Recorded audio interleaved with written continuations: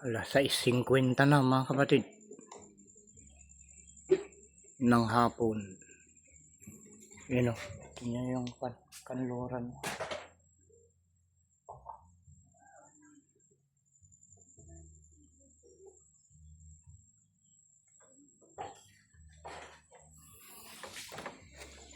Lubog na ang araw.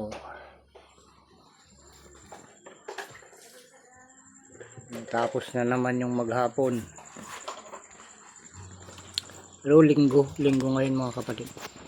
At tayo ay pizza 5 na ng buwan ng July 2026 pa rin ang ating taon. Ayan, tapos na naman ang maghapon at yung mga inaasahan natin na hinahangad sa buhay na makamit. Ayan. Trabaho ng trabaho, kilos ng kilos. Diba mga kapatid, lahat na kinikilos natin, mayroon tayong hinahangad na kapalit.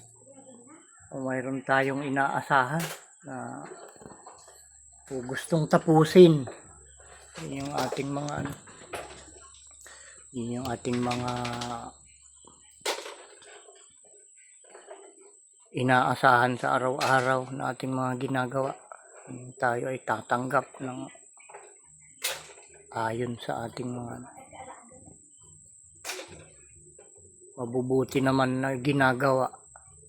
Pero dito sa amin mga kapatid ay dahil may napanood ako doon sa parte ng Laguna, may nagbablog doon na 500 ang arawan nila doon, ng mga nagpipitas lang ng sitaw, nagtatanim ng kamuti. 500 pala isang araw doon sa Laguna. Pero dito sa amin mga kapatid, 300 lang. So, napakalayo. Marami daw dumadayo doon sa kanila, mga taga Bicol. Sana makarating sana buong Pilipinas, ganon, di ba mga kapatid? Bakit hindi pare-parehas ang arawan ng tao? Para naman ganado ka ng konti. Itong init na ito ng panahon mga kapatid. At alas 3 pa lang daw, kuwan na sila. Larga na. Wala nang trabaho. Sana all mga kapatid, ganon yung lugar. Para hindi naman ganong nahihirapan yung mga kagaya nating dukha. Yun lang mga kapatid, magandang hapon sa inyong lahat at salamat sa inyong panonood.